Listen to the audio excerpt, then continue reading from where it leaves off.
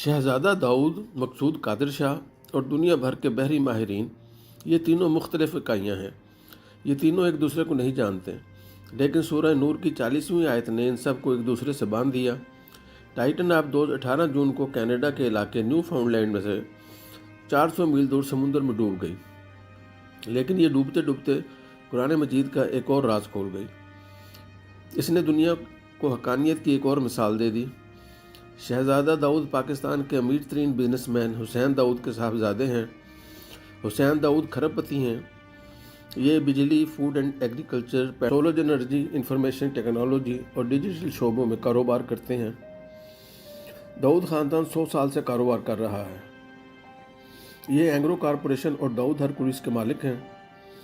शहज़ादा दाऊद इनके बड़े साहबजादे हैं। हुसैन दाऊद के 4 बच्चे हैं, सबरीना, शहज़ादा, उज़मा और सदफ़। शहज़ादा दाऊद की उम्र 48 साल थी। इनकी बेगम क्रिस्टन बरतानवी हैं और इनके 2 बच्चे हैं, बेटा सुलेमान और बेटी अलीना। ये लोग बरतानिया में रहते हैं। हुसैन दाऊद ने 2021 में शहज़ादा को एंग्रो का नायब चेयरमैन बना दिया। शहज़ादा गैर मामूली इंसान थे। उन्हें फ़ोटोग्राफ़ी और जानवर पालने का शौक़ था। ये नेचर लवर भी थे और फलाह व बहबूद के लिए बेतहाशा काम भी करते थे। ये अपने 19 साला बेटे सुलेमान के साथ 18 जून 2023 को टाइटैनिक का मलबा देखने के लिए टाइटन आबदोज़ के ज़रिए समुद्र में उतरे और फिर बाहर नहीं आ सके। ये आबदोज़ ओशन गेट कंपनी की मलकियत थी और इसका CEO स्टाइन रश भी इनके साथ था। आबदोज़ में 5 लोगों की गुंजाइश थी और इसमें 5 ही लोग थे, 3 मुसाफिर और 2 अमले के लोग।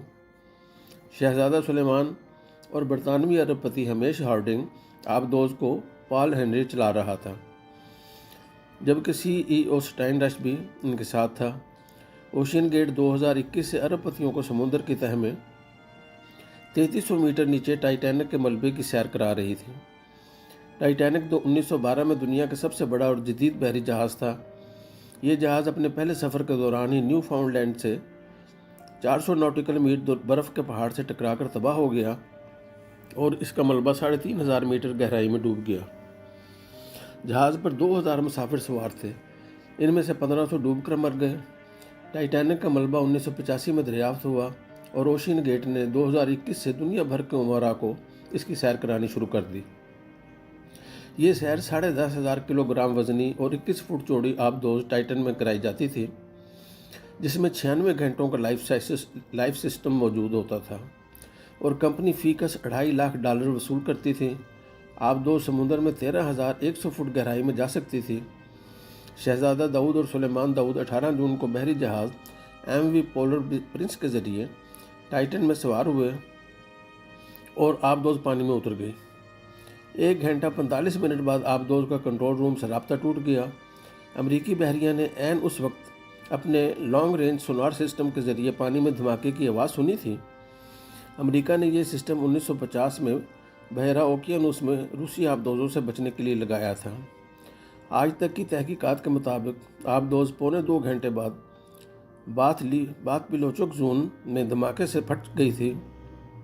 ये जोन 3000 मीटर की गहराई में है। आबदोज़ की दुम और लैंडिंग फ्रेम टाइटैनिक के मलबे से 1600 फुट के फासले से मिला, ताहम लाशें गायब थीं और ये लाशें सरे दस्त किसी टेक्नोलॉजी की मदद से दरियाफ्त नहीं हो सकती। क्यों नहीं हो सकती? हमें इसके लिए मकसूद कादिर शाह की कहानी सुनना होगी। मकसूद कादिर शाह पंजाब सिविल सर्विस के मुलाजिम थे। इनकी बेगम गायनाकोलॉजिस्ट हैं। बेगम साहिबा मुलाजमत के सिलसिले में बहरीन गईं और ये बहुत जल्द शाही ख़ानदान की डॉक्टर बन गईं। 2012 में मकसूद कादिर की ट्रांसफ़र बहरीन एम्बेसी में हो गई। ये वहाँ काम करते रहे और फिर उन्होंने रिटायरमेंट लेकर बहरीन में कारोबार शुरू कर दिया। बेगम साहिबा रॉयल डॉक्टर हैं और मकसूद कादिर बिजनेसमैन। अब उनका शहज़ादा दाऊद के साथ क्या ताल्लुक़ है? हमें ये जानने के लिए बहरी माहिरीन की तरफ जाना होगा। टाइटन में बिलियनर सवार थे। चुनांचे पूरी दुनिया के मीडिया ने यह खबर उठा ली। दुनिया जहाँ के बहरी माहिरीन भी सामने आए और दुनिया को पहली मर्तबा पता चला कि समुद्र में तह दर तह लहरें होती हैं। एक लहर के बाद दूसरी लहर और दूसरी के बाद तीसरी लहर आती है और ये लहरें समुद्र में सन्नाटा और अंधेरा करती चली जाती हैं। لہروں کا باقاعدہ وزن بھی ہوتا ہے۔ سمندر کے بالائی پانی کا وزن 16.6 کلو گرام فی مربع انچ ہوتا ہے۔ ہر 10 میٹر بعد لہر تبدیل ہو جاتی ہے اور پانی کا وزن دگنا ہو جاتا ہے، یہاں تک کہ 3000 میٹر گہرائی میں جا کر پانی کا وزن 300 گنا بڑھ جاتا ہے۔ سمندر میں 2 گھنٹے گہرائی میں سفر کے بعد پانی میں اندھیرے کے ایسے گہرے بادل چھا جاتے ہیں جنہیں لفظوں میں بیان نہیں کیا جا سکتا۔ کیونکہ یہ اندھیرا دنیا کے کسی بھی مقام پر انسان کے تجربے میں نہیں آتا۔ بحری ماہرین اس اندھیرے کو پچ ڈارکنیس کہتے ہیں۔ یہ اندھیرا اتنا گہرا ہوتا ہے کہ انسان دوسرے ہاتھ کو ٹٹول نہیں سکتا۔ اس گہرائی میں دباؤ اور اندھیرے کے بعد سردی اور کمیونیکیشن کا عذاب بھی نازل ہو جاتا ہے۔ پچ ڈارکنیس کی سردی ناقابل برداشت ہوتی ہے۔ وہاں پہنچ کر دنیا کے تمام جی پی ایس سسٹم بھی جواب دے جاتے ہیں۔ کیوں؟ وجہ آج تک معلوم نہیں ہو سکی۔ سائنسدان اس مقام کو مڈ نائٹ زون کہتے ہیں اور ٹائٹن آبدوز اس مقام پر حادثے یا دھماکے کا شکار بنی، لہذا وہاں سے لاشوں کی تلاش ممکن نہیں۔ اب سوال یہ ہے کہ ان معلومات کا مقصود قادر اور ٹائٹن آبدوز ثانیہ کے ساتھ کیا تعلق ہے؟ ہمیں یہ جاننے کے لیے سورہ نور کی آیت 40 پڑھنا پڑے گی۔ اللہ تعالیٰ نے اس آیت میں مڈ نائٹ زون اور پچ ڈارکنیس کے بارے میں بتایا ہے۔ آج کے لیے اہم ترین آیت بھی ملاحظہ کیجیے۔ جیسے ایک گہرے سمندر میں اندھیرا ہو، موجوں کے اوپر موجیں اٹھ رہی ہوں، اوپر سے گہرے سیاہ بادل چھائے ہوئے ہوں، اوپر تلے بہت سے اندھیرے ہوں، اور اگر کوئی اپنا ہاتھ نکالے تو وہ اس کو بھی نہ دیکھ پائے۔ آپ یہ آیت دوبارہ پڑھیں اور اس کے بعد ٹائٹن آبدوز کے سانحے پر ماہرین کی رائے بھی دوبارہ سنیں، اور پھر اپنے آپ سے سوال کریں، آج سے 1400 سال پہلے جب انسان سمندر میں 3 میٹر سے زیادہ گہرائی میں نہیں گیا تھا، اس وقت قرآن مجید میں کس نے ڈکلیئر کیا کہ سمندر میں موجوں کے اوپر موجیں ہوتی ہیں اور یہ گہرے بادلوں کی طرح ہر چیز کو ڈھانپ لیتی ہیں اور یہ ایک ایسا اندھیرا تخلیق کر دیتی ہیں جس میں ایک ہاتھ دوسرے کو شناخت نہیں کر سکتا؟ یہ حقیقت 1400 سال پہلے کس طرح معلوم ہو گئی؟ دنیا 1958 میں ٹائٹینک کا ملبہ تلاش کر پائی، جبکہ اللہ تعالیٰ نے 826 ہجری میں بتا دیا کہ ہم سمندر میں موج کے اوپر موج چلاتے ہیں اور یہ موجیں گہرے بادلوں جیسی ہوتی ہیں اور یہ ایک ایسی پچ ڈارکنیس تخلیق کرتی ہیں جس میں بینائی جواب دے جاتی ہے، اور ٹائٹن اس پچ ڈارکنیس میں گم ہوئی یا تباہ ہو گئی۔ کیا یہ محض اتفاق تھا؟ مجھے یہ آیت مقصود قادر نے بحرین سے بھجوائی تھی۔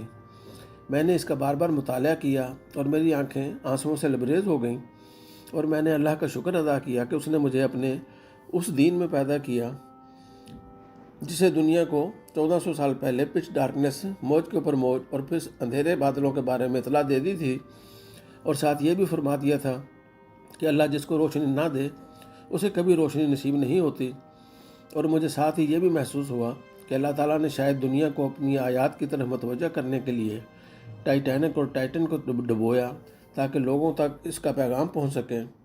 شاید اللہ تعالیٰ اس سانحے کے ذریعے عالم اسلام کو یہ اطلاع دینا چاہتا ہو کہ تم لوگ بلا وجہ احساس کمتری کا شکار ہو، اور اس احساس کمتری میں ان لوگوں کی طرف دیکھ رہے ہو جنہیں اللہ نے ایمان کی روشنی سے محروم رکھا ہوا ہے۔ تم ان لوگوں کی طرف نہ دیکھو اور صرف اپنے رب کی طرف متوجہ ہو جاؤ، تمہارے حالات صرف وہی بدلے گا۔ حسین داؤد اس المناک حادثے کے بعد زندگی کے مشکل ترین دور سے گزر رہے ہیں۔ اللہ پاک انہیں صبر و ہمت عطا کرے۔ تاہم انہیں چاہیے کہ وہ اپنے بچوں کی یاد میں پاکستان میں کوئی ایسا قرآن سینٹر بنائیں جس میں ماڈرن لائف اور قرآن مجید پر ریسرچ کے ذریعے ثابت کیا جا سکے کہ ہمارا دین سچا اور دنیا کا جدید ترین سائنٹیفک معجزہ ہے۔ شاید اس تقریب میں تعمیر کا کوئی راز چھپا ہوا ہو، شاید اللہ تعالیٰ حسین داؤد فیملی سے کوئی بڑا کام لینا چاہتا ہو۔ بے شک اللہ جس کو روشنی سے نوازتا ہے اس کے ذہن سے اندھیرے کے سارے بادل خود بخود چھٹ جاتے ہیں، اور آخری بات انسان کو بعض اوقات اپنی موت کے مقام تک پہنچنے کے لیے $2.5 لاکھ ادا کرنے پڑ جاتے ہیں، اسے اپنی موت خریدنا پڑ جاتی ہے۔